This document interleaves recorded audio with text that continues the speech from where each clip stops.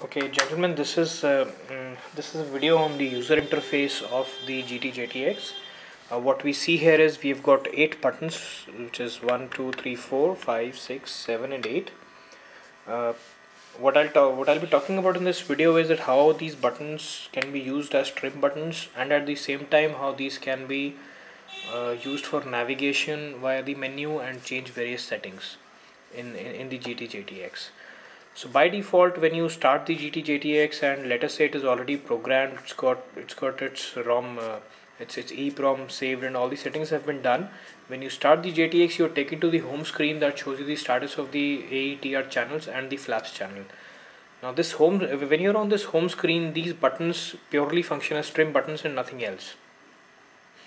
The way these buttons have been organized on this particular joystick, we've got 4 buttons on the left and 4 buttons on the right.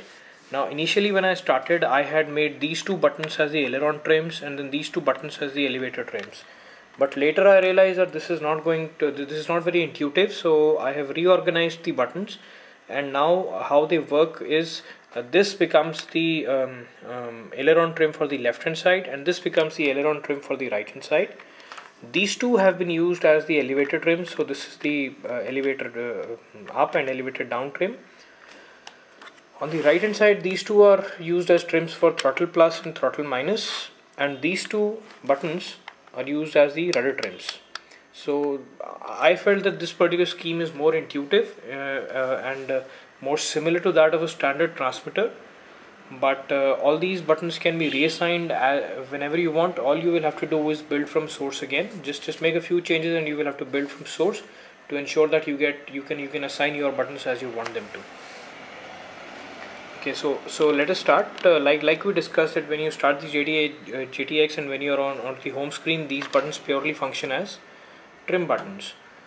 Besides these buttons, there is another button which is down here. This is the menu button. When you click the menu button, you enter the JTX menu. So what I'll do in this video is that when you start, you're taken right to the calibration screen. So we'll start from the calibration screen. So we have just programmed the GTX, and we are starting. This is like a vanilla version of the GTX. There is nothing that has been programmed. When you start the GTX, you are taken to the calibration screen. So I'm going to quickly calibrate my sticks now. To calibrate the sticks, all you have to do is you have to move them to the endpoints. So while you're moving them to the endpoints, GTX, the firmware, tries to understand what is the maximum endpoint and how is it going to ensure that you never run beyond that reading. So I'm going to quickly calibrate all the 4 channels. I've calibrated the aileron, I've calibrated the rudder, I've calibrated the throttle, and I've also calibrated the elevator. To do the calibration, all I have to do is I have to take it to the max value, take it to the min physical value. The same happens with the stick on top. I just move it around to the maximum possible extent. Once I do this, all I need to do is I need to press menu. The moment I press menu, the stick has been calibrated, and what you see now is the home screen. So on the home screen, all the 8 buttons that you saw are going to work as nothing but trims. Now let us go to the menu screen. The first menu shows the aileron and the elevator settings. The aileron settings. When you are on this menu, these 2 buttons on the top, which are actually aileron trims, work as the previous page and the next page for settings. So let us say I'm onto the aileron screen, I press the next page setting, I reach the elevator settings. Similarly, I can browse through the entire menu system just by hitting the next page or the previous page. So here I'm on the throttle page, and when I press next page, I'm taken to the rudder page. When I press previous page, I'm taken back to the throttle page. So we will start from the, and yes, if I keep on pressing the previous page, I will go back to the home screen. So I'll enter the menu again, go to the elevator, the throttle, the rudder. This is the flap setting. Now flaps are digital channel, so you will see that the settings that you see here are slightly different from that of an analog channel.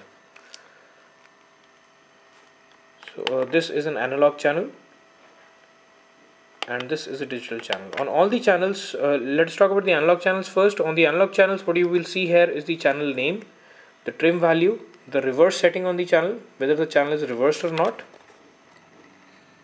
and the millisecond that it is throwing out to the servo. So what we'll try to do here is, now we'll talk a little about how you can change these settings.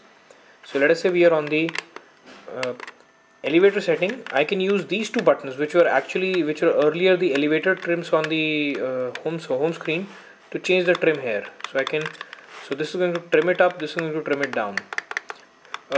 Basically the menu system has been done separately from the home screen because one would typically not enter the menu while he's flying. So these buttons can actually easily double up for some other purpose. Alright, so these two behave as the trim settings, and these two buttons, which were actually the rudder trims, allow you to reverse a channel. So you can see that I can reverse the channel. The moment I reverse the channel, you see that the value of the millisecond changes. So if the reverse, when you have reversed the elevator and it's at +4, the millisecond is 1323, and when I reverse the when I say the reverse is inhibited or it is not functioning, the millisecond changes and the elevator value is -4. And we can verify it by actually moving the elevator. So let us say I'm here and I move the elevator completely up till here. So what I see is +97%. However, if I change the reverse value and I move it in the same direction, I will be getting a negative value. Okay, so that is about how we can modify the how we can use the trim buttons to modify values inside the menu. So going back to the next screen, we can similarly do it for throttle, for the rudder, and here we can change things on the flaps. So the flaps is a digital channel, so all you need is a status of a yes or no, or you could call it a state or a status, whatever you want to do. So here is the flap switch. So when I toggle the flap switch, you see that the state changes to no. Now if I reverse this by clicking on the rudder plus, I haven't changed the switch is in the same position, but I have reversed the signal, which is why the status has reversed, and you can see the millisecond value that has changed. So if I go back and say reverse no, the millisecond value changes, and here I can also toggle the switch.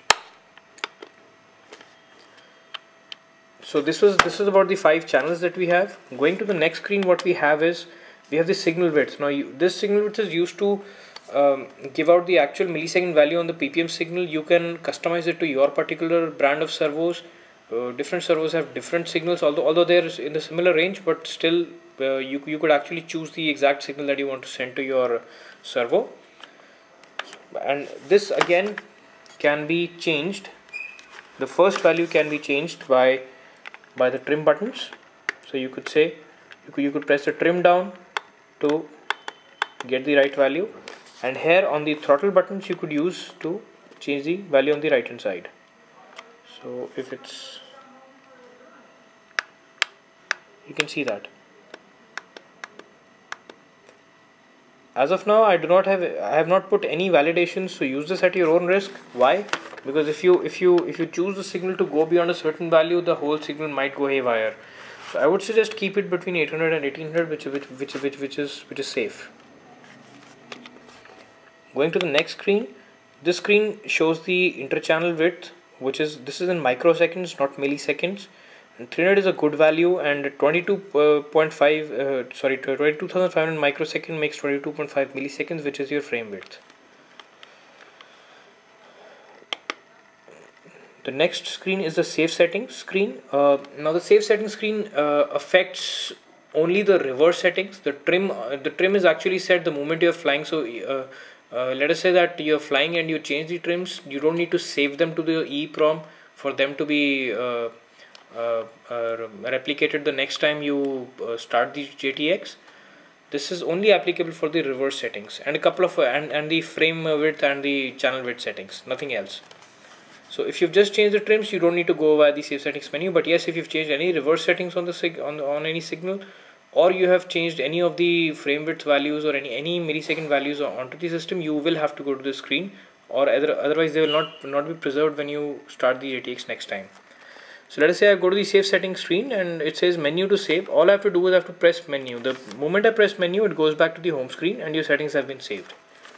So I'll go back into the menu once again. We have covered all the 4 analog channels, 1 digital channel. We have also covered the signal width and the frame widths. Here is the save setting screen. The moment I go, the next screen is actually the calibration screen. So what you do is that you can come into the screen anytime you feel your stick is not calibrated or it is giving out useless results. What happens in the calibration screen is if you just navigate away from this calibration screen by clicking on any of the trim buttons, nothing is going to happen. No calibration will be changed. But the calibration will only be affected if you move the stick and you press the menu button. So unless you press the menu button, your existing calibration will not be overwritten. The next screen is going to take you back to the aileron screen. So the way I've programmed it here is that till you keep on pressing the next screen, you will still be inside the menu. But if you keep on pressing the previous screen, once you reach the first screen and you press the previous screen, you will go back to the home screen. So that's how I've done it as of now. I hope you enjoyed the video, and more to come. Thank you.